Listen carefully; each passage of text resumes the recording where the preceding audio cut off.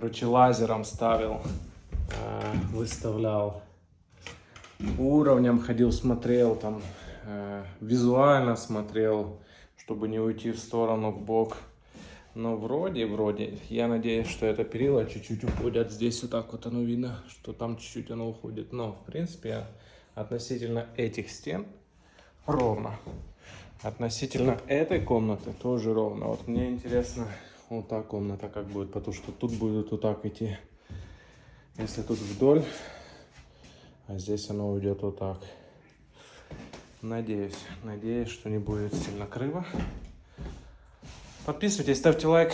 Ремонты под ключ в Англии, ссылка в описании профиля.